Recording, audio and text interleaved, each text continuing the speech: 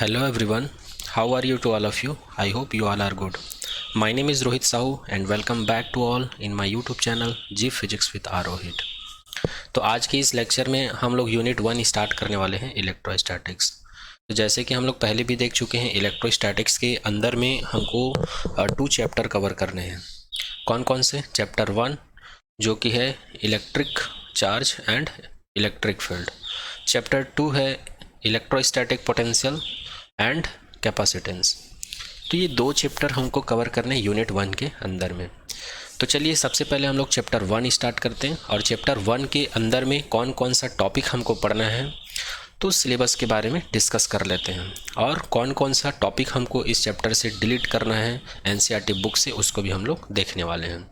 तो चलिए syllabus start कर लेते हैं। सबसे पहले हम लोग जानेंगे कि यूनिट 1 का नाम ही है इलेक्ट्रोस्टैटिक्स, तो ये इलेक्ट्रोस्टैटिक्स का मतलब क्या है, तो इसको हम लोग थोड़ा सा समझेंगे। इसके बाद हम लोग सेकेंड टॉपिक देखेंगे इलेक्ट्रिक चार्ज। इलेक्ट्रिक चार्ज क्या होता है, तो इलेक्ट्रिक चार्ज के अंदर में कौन कौन सा पॉइंट कवर करेंगे। सबसे पहले हम लोग इलेक्ट्रिक चार्ज का डेफिनेशन देखेंगे, इसका टाइप्स देखेंगे, इसका यूनिट्स देखेंगे कि कैसे इसको मेज़र करते हैं, जिसको एसआई यूनिट बोलते हैं, और इसका नोटेशन देखेंगे कि किससे हम लोग इसको डिनोट करते हैं। ओके, इसके बाद हम लोग नेक्स्ट पॉइंट में देखेंगे इलेक्ट्रोस्टैटिक इंडक्शन। इसके बाद देखेंगे electronic theory of electric charge. Electronic theory of electric charge के अंदर में हम लोग देखेंगे कि फ्री इलेक्ट्रॉन क्या होते हैं, और फ्री इलेक्ट्रॉन के बेस पर जो मटेरियल होते हैं उसको कब हम लोग कंडक्टर कहेंगे, कब सेमीकंडक्टर, और कब उसको इंसुलेटर कहेंगे। ये सारा पॉइंट हम लोग इस टॉपिक के अंदर में कवर करेंगे। और इस पॉइंट के अंदर में कुछ पॉइंट और है, जैसे कि अर्थिंग हो गया, सेफ्टी हो गया, कि ये सब क्या होता है, ग्राउंडेड क्या होता है, ये सारा चीज़ हम लोग इसमें डिस्कस करेंगे। ओके, इसके बाद आता है next basic property, basic properties of electric charge. ये आपके एग्जाम के पॉइंट ऑफ व्यू से इंपॉर्टेंट है। तो basic property of electric charge में कौन कौन सी प्रॉपर्टीज़ की बात करेंगे, एडिटिविटी, क्वांटाइजेशंस एंड कंजर्वेशंस, और इन तीनों प्रॉपर्टीज़ के अलावा कुछ और इंपॉर्टेंट प्रॉपर्टीज़ हैं उसके बारे में भी डिस्कस करेंगे। ओके, तो चलिए आगे देखते हैं। आगे है हमारा चैप्टर 1 का नेक्स्ट टॉपिक, जिसका नाम है कूलम्ब्स लॉ।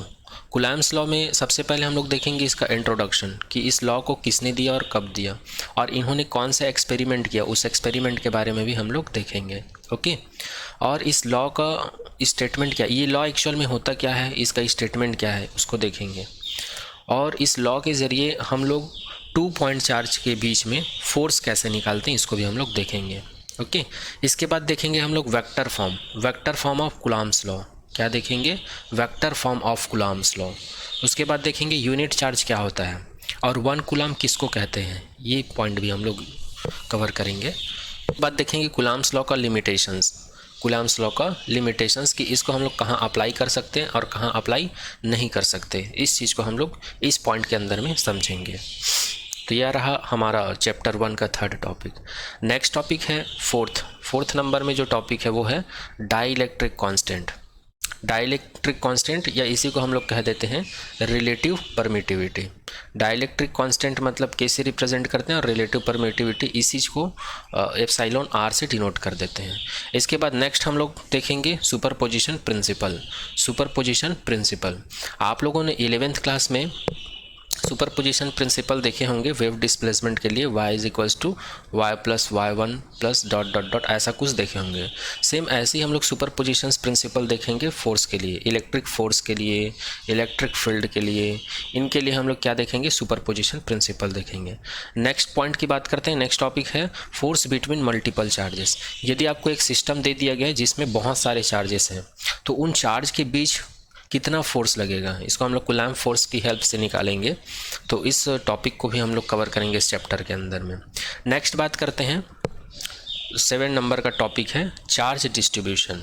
तो यहाँ पर हम लोग देखेंगे कि चार्ज डिस्ट्रीब्यूशन एक्चुअल में होता क्या है, ये कितने टाइप्स के होते हैं। तो ये 2 टाइप से होते हैं, डिसकंटिन्यूअस चार्ज डिस्ट्रीब्यूशन होता है और कंटिन्यूअस चार्ज डिस्ट्रीब्यूशन होता है। तो आपके एग्जाम के पॉइंट ऑफ व्यू से ये सेकंड वाला इंपॉर्टेंट है, कंटिन्यूअस चार्ज डिस्ट्रीब्यूशन। तो कंटिन्यूअस चार्ज डिस्ट्रीब्यूशन एक्चुअल में होता क्या है, ये कितने टाइप्स के होते हैं, इस चीज़ के बारे में हम लोग डिस्कस करेंगे। वैसे कंटिन्यूअस चार्ज डिस्ट्रीब्यूशन जो है 3 टाइप से होता है, linear charge distribution, surface charge distribution, volume charge distribution. Linear charge distribution में एक पैरामीटर डिफाइन करते हैं जिसको लेमडा कहते हैं, और लेमडा को कहा जाता है linear charge density. Surface charge distribution में एक सिंबल यूज़ करते हैं नोटेशन, जो कि होता है सिग्मा, और सिग्मा को कहा जाता है surface charge density. Volume charge density में भी एक सिंबल का यूज़ करते हैं जिसको कहा जाता है रो, और इसको कहा जाता है वॉल्यूम चार्ज डेंसिटी। तो ये सारा चीज़ हम लोग आगे डिस्कस करने वाले हैं। ओके, चलिए आगे डिस्कस करते हैं। आगे हमारा नेक्स्ट टॉपिक है वो है इलेक्ट्रिक फील्ड। ये भी आपके एग्जाम के पॉइंट ऑफ व्यू से बहुत इंपॉर्टेंट है। तो सबसे पहले हम लोग देखेंगे कि इलेक्ट्रिक फील्ड का डेफिनेशंस क्या होने वाला है, उसके बाद इसका फॉर्मूला क्या होता है, और उसके बाद देखेंगे इसको कैसे डिनोट करते हैं, तो इसका नोटेशन देखेंगे, और इसका यूनिट देखेंगे कि इसका ऐसा यूनिट क्या होता है, इसको मेज़र करने के लिए कौन से यूनिट का यूज़ करते हैं। ये भी एग्जाम में एमसीक्यू में पूछ दिया जाता है। इसके बाद देखेंगे, ये भी इंपॉर्टेंट है, डायरेक्शन, इलेक्ट्रिक फील्ड का डायरेक्शंस क्या होता है, ये चीज़ भी हम लोग डिस्कस करेंगे। उसके बाद हम लोग इलेक्ट्रिक फील्ड निकालेंगे एक पॉइंट चार्ज के लिए, इलेक्ट्रिक फील्ड निकालेंगे, कोई भी आपको एक पॉइंट चार्ज दे दिया जाएगा उसके लिए इलेक्ट्रिक फील्ड निकालेंगे। उसके बाद निकालेंगे electric field due to a system of point charge. आपको पॉइंट चार्ज का एक सिस्टम दे दिया गया है, तो उस सिस्टम का इलेक्ट्रिक फील्ड कैसे निकालेंगे, तो इस चीज़ को भी हम लोग डिस्कस करेंगे इस टॉपिक के अंदर में। आई होप आप सभी को समझ में आ रहा होगा। आगे नेक्स्ट देखेंगे इलेक्ट्रिक डाइपोल। नेक्स्ट टॉपिक है हमारा इलेक्ट्रिक डाइपोल। इलेक्ट्रिक डाइपोल के अंदर में सबसे पहले हम लोग इसका डेफिनेशन देखेंगे, उसके बाद देखेंगे electric dipole movement. Electric dipole movement में जो फॉर्मूला करेंगे वो बहुत इंपॉर्टेंट है। उसके बाद डिस्कस करेंगे इलेक्ट्रिक डाइपोल फील्ड क्या होता है, उसके बाद डिस्कस करेंगे इलेक्ट्रिक डाइपोल फील्ड क्या होता है। इस टॉपिक के बाद हमारा जो नेक्स्ट टॉपिक है इलेक्ट्रिक फील्ड, या इसी को बोला जाता है इलेक्ट्रिक फील्ड इंटेंसिटी। हम लोग निकालेंगे किसकी वजह से, due to a dipole. Dipole के लिए हम लोग इलेक्ट्रिक फील्ड इंटेंसिटी निकालेंगे डिफरेंट केस में। That means here we have to calculate the value of capital E. It is called electric field और electric field intensity. This parameter और this quantity we should have to calculate in this lecture, okay, not in this lecture and next lecture, okay. तो इसमें कौन कौन से case है, इसमें case 1 है। तो केस 1 में हम लोग बात करेंगे यदि किसी पॉइंट चार्ज को हम लोग डाइपोल एक्सिस में ही, डाइपोल एक्सिस के किसी पॉइंट पर रख दें, तो उस सिचुएशंस में हमको इलेक्ट्रिक फील्ड क्या मिलेगा या इलेक्ट्रिक फील्ड इंटेंसिटी क्या मिलेगा, ये देखेंगे। ओके, तो इसी को बोला जाता है 8 in axial point of a dipole. Second case है केस 2। यदि हम लोग किसी पॉइंट चार्ज को अगर इक्वेटोरियल पॉइंट पर रख दें, तो इक्वेटोरियल पॉइंट पर रख दें, किसकी इक्वेटोरियल पॉइंट पर रख दें, डाइपोल के, तो इसी इक्वेटोरियल पॉइंट को ब्रॉड साइड ऑन पोजीशन भी कहा जाता है।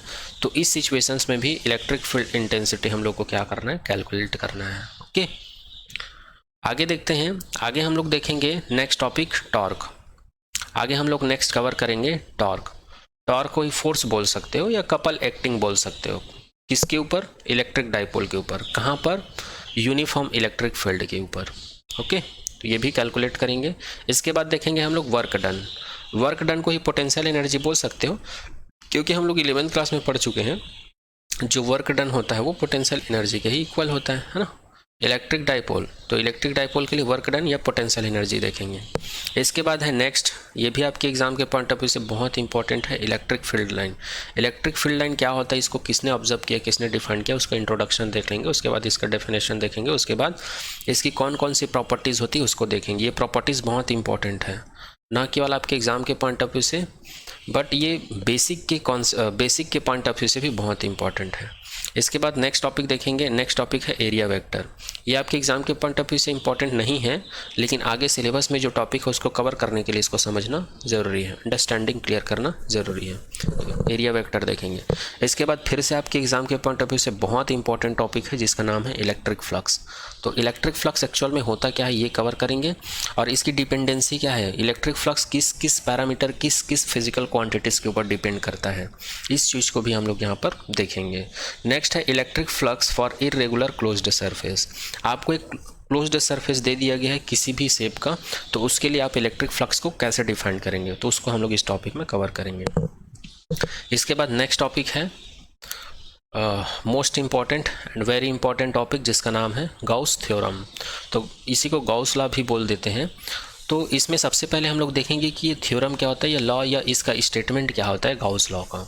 और इसका प्रूफ देखेंगे। यहाँ पर इसका स्टेटमेंट देखेंगे, यहाँ पर इसका प्रूफ देखेंगे। उसके बाद देखेंगे इस थ्योरम से रिलेटेड कुछ इंपॉर्टेंट पॉइंट जो कि कभी कभी एमसीक्यू में आपके एग्ज़ाम में पूछ दिया जाता है। उसके बाद देखेंगे गॉसियन सरफेस क्या होता है। उसके बाद देखेंगे एप्लीकेशन ऑफ गॉसियन लॉ।